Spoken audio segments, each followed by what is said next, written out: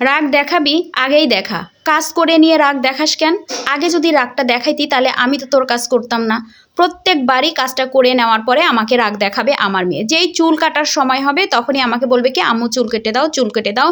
আর আমিও ভাবি যে চুলগুলা যেহেতু তার কপালের উপর দিয়ে চলে আসতেছে, এদিক ওদিক বিরক্ত হয়। আর ছোট মানুষ চুল বড় রাখলে তারা যত্ন নিতে পারে না, আমিও সময় পাই না, কারণ বাচ্চারা সময় পেলেও কথা শোনে না। চুল কেটে দেই, ভুলে যেয়ে চুল কেটে দেই। যেই চুলটা কেটে দেই তারপরে দুই পাশে দুইটা গাল একেবারে ফুলায়ে বোমফুলা করে দেয়। সেই রাগ ভাঙানোর জন্য এখন আমাকে কি করতে হবে আমি আর ভেবে পাই না, ঘরে অশান্তি শুরু হয়ে যায়।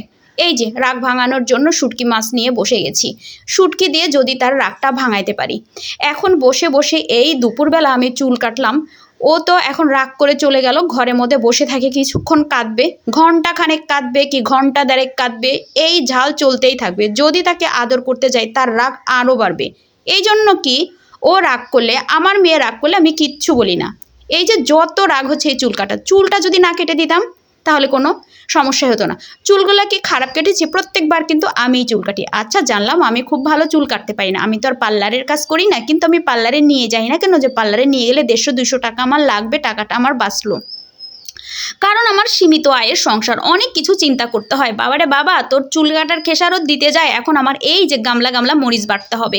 কত ভালো লাগে এই মরিচ বাটতে, শুটকি ভর্তা খাইতে আমারও ভালো লাগে, এই ছিল অবশ্য আমিও খাইতে পারবো।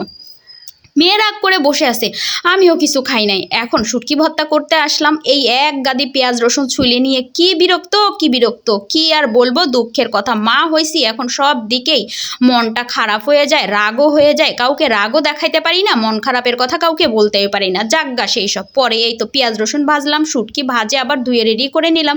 তো তাড়াহুড়া, দুপুরবেলা যেহেতু খাবে, সকালবেলা আবার খায়ও নাই, না খায় গেছে পরীক্ষা দিতে। এই তো মরিচটা বেটে নিলাম, মরিচ বেটে নেওয়ার পরে ভাবলাম এখন পেঁয়াজ রসুন ভাজতে দিছি, সময় যেহেতু নষ্ট করব না, তাই একটা একটা ভাজতেছি আর এদিকে বাটতেছি।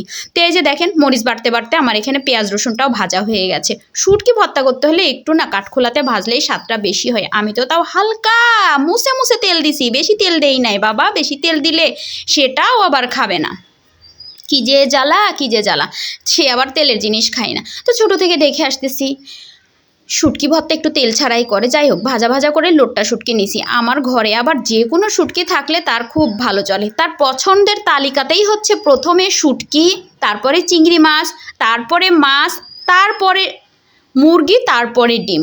সবজি খাবে না বললেই চলে। এই তো যেহেতু শুটকিগুলো বাটা হয়ে গেল, বাটা পর্যন্তই রাখতে চাইলাম, তারপরেও ভাবলাম যে আজকে আর একটু বেশি স্পেশাল করে, যেহেতু রাগটা করে আছি একেবারে যেন, ও আবার যেন এটাকে কি বলে, সিল্কি সিল্কি নাকি, সেই জন্য শুটকিটাকে আবার সুন্দর করে শুটকি ভুনা করতে চলে আসলাম। তো পাটাটা মুছে ভাত খাই, আজকে আর পাটাটা মুছে ভাত খাইলাম না, পানি দিয়ে ধুয়ের মধ্যে দিয়ে দিছি। এই যে দেখেন, দেখছেন রাগ করে এসে ভিজা চুল নিয়েই শুয়ে আসি। এমন রাগের রাগ, মা কিচ্ছু করা যাবে না, যেহেতু ঘুমটা দিছে না, এখন একটু রাগটা মানাইতে পারবো এই শুটকি দিয়ে। বাবারে বাবা, অনেক আদর যত্ন করে নিয়ে এসে এই যে দেখেন খাইতে দিছি আমার কন্যাকে। হাজার হলেও মা, তাই না বলেন? দিন শেষে মায়েদের আমাদের কত চিন্তা করতে হয়। এই তো এই জন্য একটু আদর টাদর করে দিলাম, যেন একটু খুশি হয়ে যায়, আর আমিও যেন একটু শান্তি মতো এখন চলতে পারি। বাপরে বাপ, খুব পেরেশানে ছিলাম। তো প্রিয় বন্ধুরা, সবাই ভালো থাকেন, আল্লাহ হাফেজ।